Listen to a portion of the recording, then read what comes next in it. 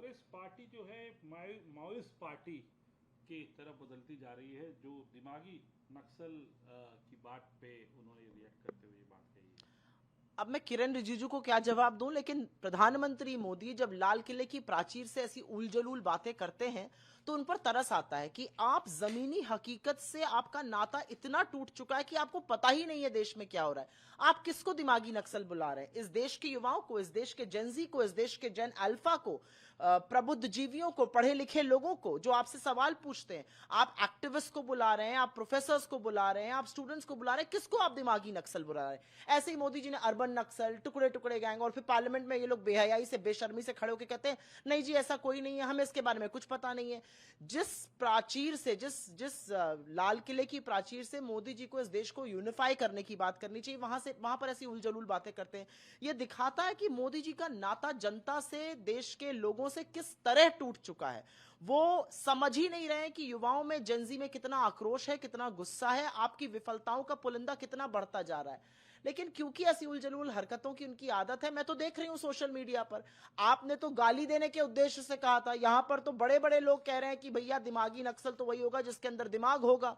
आपकी भक्त मंडली में तो दिमाग चवन्नी के बराबर नहीं, तो आपके यहां कौन दिमाग की बात करेगा? ये इनका इकोसिस्टम है, इस तरह की बेवकूफी की बातें ये रह रहकर करते रहते हैं। इसको हम क्या जवाब दें? लेकिन हाँ, तरस आता है प्रधानमंत्री पर कि समस्याएं इतनी ज्यादा हैं, आपके सामने सॉल्यूशंस होने चाहिए, बजाय उसके आप इस तरह की उलझलूल बातें करें। इस देश के युवाओं को, इस देश के जेनजी को, ऑपोजिशन को इस तरह के अपशब्द कहना, इसका जवाब आपको इस देश का युवा देगा। थोड़ा बहुत उन्होंने प्रदर्शन करके दिखाया, अभी और देगा। मैम, रांची के अंदर भी तस्वीरें आई, उसके बाद अब राहुल गांधी कह रहे हैं बड़ा अच्छा लगा और तस्वीरें देख के, जब वहां पर उपवास तोड़वाया गया उनका और बात रखी गई, और जो उस तरीके की उन्होंने पहल की थी उसको किस तरीके से मुझे देखते ऐसा लगता है ये राहुल गांधी की नैतिकता है।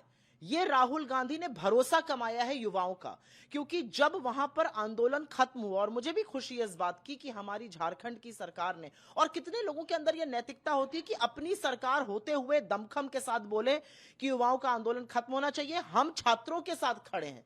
और मुझे खुशी है इस बात की कि झारखंड की सरकार ने युवाओं की बात मानी, आंदोलन खत्म हुआ। लेकिन उससे भी ज्यादा खुशी इस बात की है कि जब आंदोलन खत्म हुआ तो वहां पर राहुल गांधी जिंदाबाद के नारे वही छात्र लगा रहे थे। ये भरोसा, ये विश्वास, ये यकीन राहुल गांधी की कमाई है, ये उनका कमाया हुआ है। ऐसा विश्वास लोग राहुल गांधी के अलावा मोदी जी पर क्यों नहीं करते हैं? मोदी जी पर छात्रों ने क्या क्या कहा वो सुनकर कभी कभी तो लाज आ जाती है, चाहे वो लड़कियां हो, चाहे वो युवा हो। उनके ऊपर पैलेट गन चलाने वालों पर युवाओं ने क्या कहा, और जो उनके साथ खड़े रहे राहुल गांधी, उस पर युवाओं ने कहा, उसमें जमीन आसमान का अंतर है। मुझे खुशी इस बात की, आंदोलन खत्म हुआ, छात्रों की मांगे मानी गई, क्योंकि छात्र ही हमारा फ्यूचर है, छात्र ही हमारा प्रेजेंट है। और इस बात की ज्यादा खुशी है कि उन छात्रों को, उन युवाओं को राहुल गांधी पर पूरा भरोसा था। मैम, एक बहस दोबारा से छिड़ी है वो वंदे मातरम के गाने को लेकर, क्योंकि कल गोवा के अंदर जो कार्यक्रम हुआ वहां पर खड़गे जी खुद मौजूद थे, वहां पुराना वर्जन जो है वंदे मातरम का गाया गया। बीजेपी की तरफ से रविशंकर प्रसाद ने प्रेस कॉन्फ्रेंस करी बीजेपी हेडक्वार्टर में और साफ तौर पर कहा कि सीधे तौर पे ये दिखा रहा है कि किस तरीके से चीज़ों को मैनिपुलेट करने की कोशिश उस दिन भी की गई थी और आज भी। देखिए, ये कोई नई पहल नहीं है, नई कोशिश नहीं है बीजेपी को लोगों को बांटने की, और इसमें कोई कंट्रोवर्सी नहीं है। इसकी सीधी बात का एक जवाब है। ये सारा मुद्दा वंदे मातरम पर दो सोचे हैं, एक गुरुदेव रविंद्रनाथ टैगोर की, एक छात्रों पर पैलेट चलाने वाले अमित शाह की। हम गुरुदेव रविंद्रनाथ टैगोर की, जो उन्होंने 1937 में सलाह दी थी कांग्रेस वर्किंग कमेटी को, जिस कांग्रेस वर्किंग कमेटी में महात्मा गांधी, पंडित नेहरू, सरदार वल्लभ भाई पटेल, सुभाष चंद्र बोस, आचार्य कृपलानी, मौलाना आजाद, ऐसे दिग्गज महानायक आजादी के शामिल थे, उस सीडब्ल्यूसी को गुरुदेव रविंद्रनाथ टैगोर ने कहा था आपको पहले दो छंद अपनाने चाहिए। हमने वो किया, हमारे लिए वही सबसे बड़ी बात है। और जब राष्ट्रगीत ये बना 1950 में, तब भी वही दो छंद अपनाए गए थे, क्योंकि वो देश को एक रखने में, एकजुट रखने में सहायक थे। जो बीजेपी का वर्जन है जो थोपा जा रहा है, वो कहीं ना कहीं लोगों में फिर से वैमनस्य पैदा करने के लिए है। ऑफिशियल फंक्शंस का जो भी डायरेक्टिव है वो फॉलो हो रहा है। कांग्रेस का फंक्शन था, कांग्रेस ने ध्वजारोहण किया, और खड़गे जी बिल्कुल सही बात कहते हैं। आप दूसरों को ज्ञान देने से पहले इस बात का जवाब दीजिए कि खड़गे जी ने जब एक कार्यक्रम किया उत्तराखंड में, तो उनके जाने के बाद शुद्धिकरण क्यों किया गया? क्योंकि वो दलित हैं। ये आपकी मान्यता है, ये आपका विश्वास है इस देश के संविधान ने, जिसने सबको एक बराबर आका। छुआछूत हमारे संविधान ने खत्म कर दी, लेकिन बीजेपी के मन से अभी तक नहीं गई। आपका एक भी सरसंचालक दलित नहीं हुआ, आपका एक मुख्यमंत्री दलित नहीं है। किस मुंह से आप बात करते हैं? एक दलित अध्यक्ष को छोड़कर जो घूस लेते हुए पकड़े गए थे, आपका आज तक बीजेपी का कोई अध्यक्ष दलित नहीं हुआ। आप आए हमें ज्ञान देने। आप पहले बताइए, खड़गे जी के जाने के बाद शुद्धिकरण कैसे हुआ? पाप आपके अंदर भरा हुआ है। और ये जो सारी बहस है, ये गुरुदेव रविंद्रनाथ टैगोर के वंदे मातरम की जो सलाह थी उस पर, बनस्पत अमित शाह के सलाह और उनकी सोच पर है। और सबको पता है हम किसकी सलाह के साथ खड़े हैं। एक और बात ये है कि खड़गे जी जहां एक तरफ कहते हैं कि आरएसएस का और बीजेपी का कोई कंट्रीब्यूशन नहीं है रहा, तो आज वो बातें ना करें, हमें मत समझाएं। जब मैं पहली बार एमएलए बना तो तब शायद अमित शाह स्कूल में पढ़ते होंगे। और वहीं बीजेपी ये कह रही है कि कांग्रेस पार्टी, रविशंकर प्रसाद ने प्रेस कॉन्फ्रेंस में ये भी बात कही कि कांग्रेस पार्टी मोनोपोली जो दिखाती है फ्रीडम मूवमेंट पर और सब चीजों पर, वो मोनोपोली दिखाना बंद करे। देखिए, एक चीज पर तो हम बिल्कुल मोनोपोली दिखाएंगे। एक चीज पर एक छत्र हमारा अधिकार है, और वो है इस देश की जंगे आजादी। इस देश के स्वतंत्रता संग्राम में चाहे वो बीजेपी हो या उनके राजनीतिक पुरखे हो, उन्होंने छोटी उंगली का छोटा नाखून नहीं कटाया।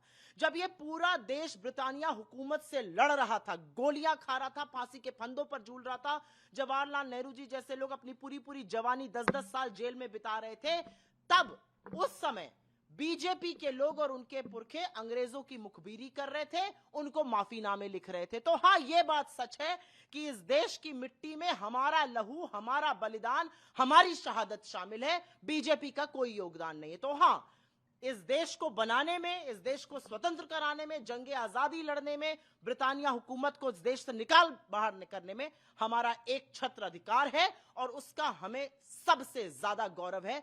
वो गौरव जो बीजेपी वाले कभी नहीं बोल सकते। मैं तो रविशंकर प्रसाद को आपके माध्यम से एक चैलेंज देती हूं। 1947 से पहले आरएसएस ने वंदे मातरम कहां गाया, उसका एक वीडियो निकालिए।